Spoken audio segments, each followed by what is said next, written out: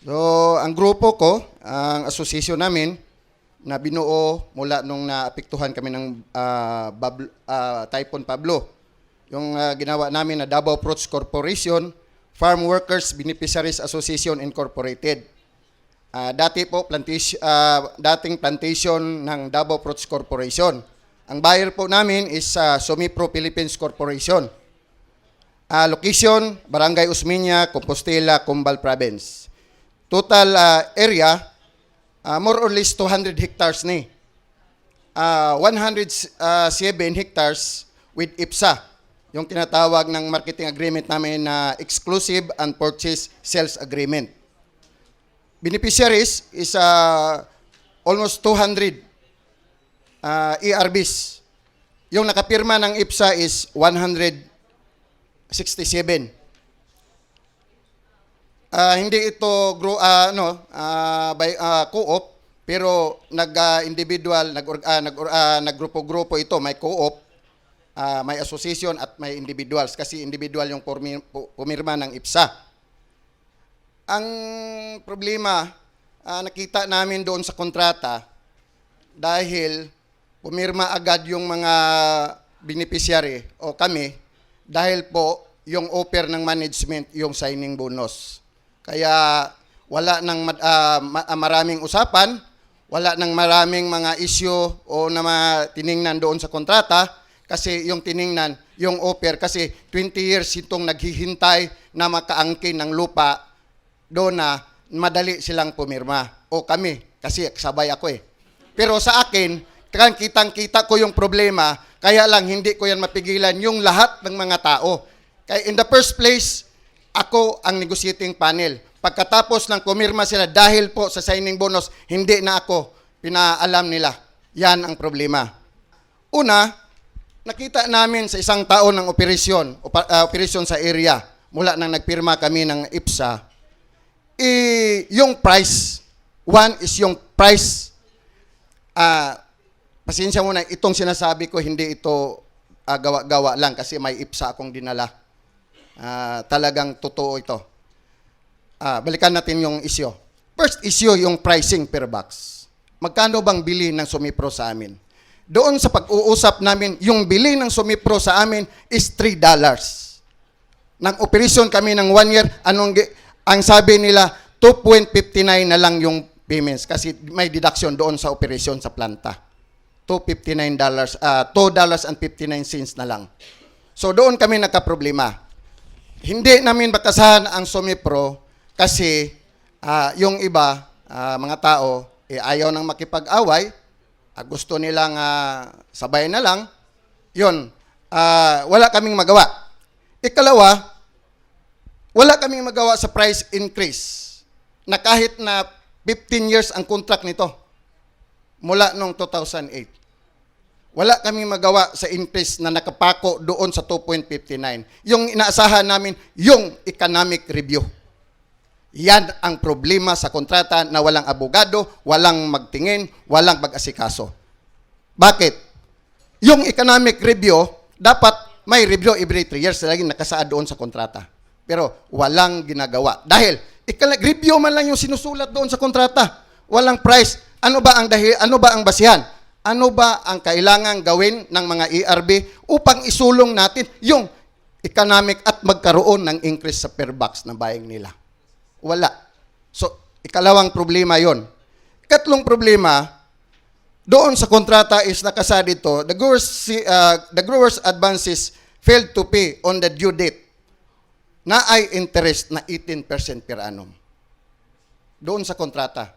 Kasi hindi namin maano ang kontrata. So wala naming magawa kasi lahat na pumirma na.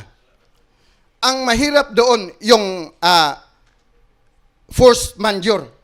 Kasi wala kaming natingnan na problema doon kasi yung Compostela Valley o itong Davao, hindi naman talagang dadaanan ng bagyo. 'Di ba? Wala kaming nakita doon panahon sa negosasyon. Yan nagproblema noong 2012, December 4, ay dito ang Pablo, yung Typhoon Pablo. Diyan na nagka-problema. Kasi ah, kailangan pala ng subsistence o rehabilitation assistance to the ARB para makontinue or mabalik yung operasyon ng banana. Ayaw ng kumpanya na mag-supply sila ulit. Ayaw ng kumpanya na mag-finance. Kung mag-finance man sila, talagang may interest na 18%. Yun ang problema.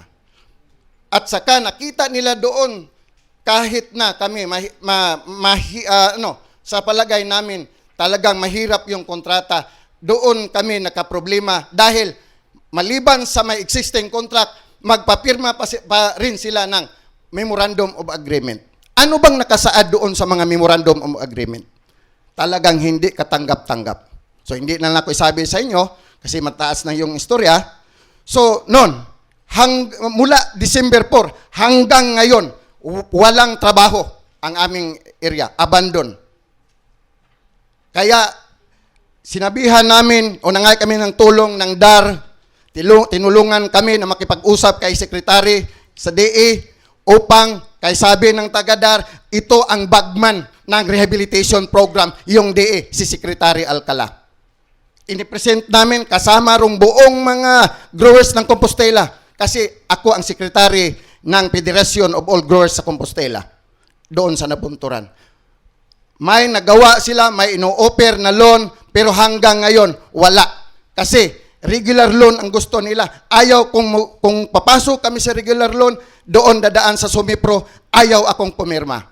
Sa 11 association or cooperatives na sa DFC, 11 ka grupo, more or less 200 beneficiaries, ang naiwan na lang, na dinala ko is 34 na lang with 30 hectares. Yan ang problema kasi nag-ambak na, pumirma na doon sa MUA ng kumpanya. So hanggang ngayon wala. So ako, hanggang mula December 4, nag-usap kami December 12 with Sumipro, DE, DAR, hanggang ngayon walang nagawa, walang rehabilitation. Nakipag-usap ako sa Maynila, kasama yung NGO, kasama namin. Doon sinasabi yung kasama ko doon ng hearing ng Congress. Ako yung mga speaker po, isa sa mga speaker doon. Inaprubahan ang aming loan sa pag-usap ni Ma'am Bromeo with Congressman Pais ng NATCO Co-op. Napalunin kami for rehabilitation through EPCP program. Kwartan ng DAR at saka DE yun. Okay na doon sa Manila, pero pagdating dito, hanggang ngayon, wala. Ngayon, yung problema na ni-required ng land bank, ang grabe, ang dami, 1 metro, sumubra pa. Kaya, yun ang problema ng LBP. Kasi nag-usap kami, sila ngayon, nag-meeting sila, kinumbinsi pa rin kami na pumunta doon sa Sumipro. Ayaw na yung EPCP. Ang hirap. Di ba? Perting pangita ang gibuhat sa mga tao sa land bank. Bisang pagkunsaon ako naman kana si Vincent. Ako nang para dili yung nga chismis ako. Vincent ng Land Bank of Tagum. Tauhan ni Ma'am Charlotte Condian. Muna nga kami suko og lagot, mot kinsay nakasabot og Bisaya mo. Lagot na gyud. Mo grabe. Mo na nga ang gusto namo kanya sango man mi sa legal division ng Land Bank. Kay ang requirements nga gusto perti nga sula ba, akong gamay lang i-share. Sa kumpleto na namo, dili pwede kay registered man namo sa SEC kay ang among association is naay batal. Dili wala naka-renew. So, ang proseso ana mag-submit kag FS sa SEC. Karon, ang pag-submit mo FS dili dawaton sa SEC kung dili mo agi dito sa municipal level, business permit up to sa district, pilay na bayran mo perteng dakuha. Gihimo namo. Wala pa istorya ang land bank nga bikil di ay. So sa diha na nga ready na. Unsay gihimo, giingna na pud mi. Ulan, kailangan dili non-stock kay non-stock man to nga among gigamit. Kaya ron lang nami legal status nga makig-negotiate sa land bank o tagaan mig loan. Diha na pud mi gibikil karon kay kinahanglan na pug stock kay dili daw pwede mag-relending, mag-sale, mag-buying kung nga pagkaway hinungdan ng LBP. Lagot yung kaayo. Way hinungdan babis na nata sa end na nakikipa-endorse sa DAR.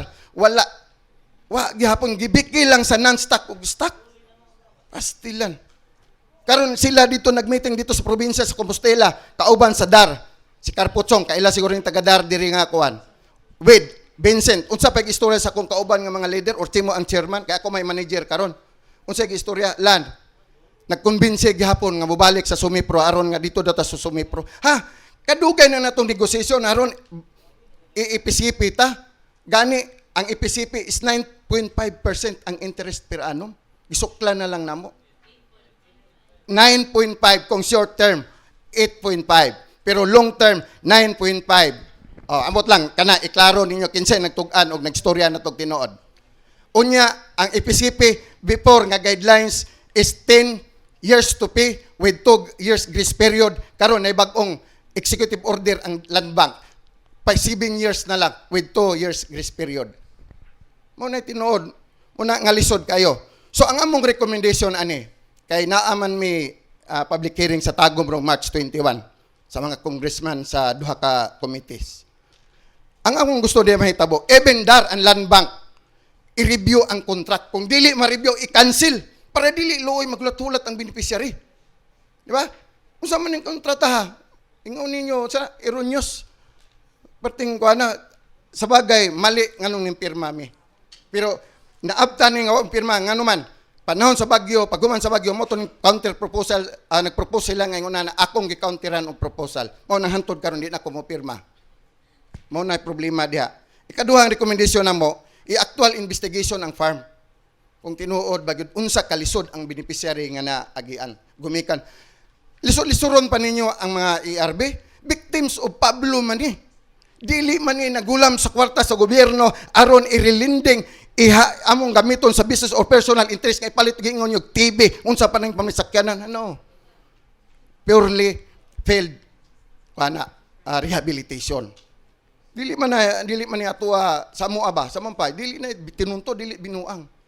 Nganong dili pag mitagaan og higayon nganong gipugong-pugugan sa gobyerno sa Land Bank. So ang ikatulo nga ang loans namo i-release sa madaling panahon para makasugod na. Kay ang sagingan namo 15 months na wala. Kinsa man magsasaging magitong tulo ka speaker dire. Ang saging usa ka semana, 2 ka semana, di nimo na ma-cycle ang operasyon. Guba. Unsa na kay dagway sa 15 ka buwan gikan atong March, December 4? Wala na. Ug atuon ninyo. Kamo daghang yung magsasaging dire. Tanawan ninyong sitwasyon. Basta dili ma-cycle ang operasyon sa sagingan, 1 week, 2 weeks, kita na nimong problema. Sigatuka, impas, hurot imong saging, wat na kay produkto mahitabo. So, ingon na akong i-share.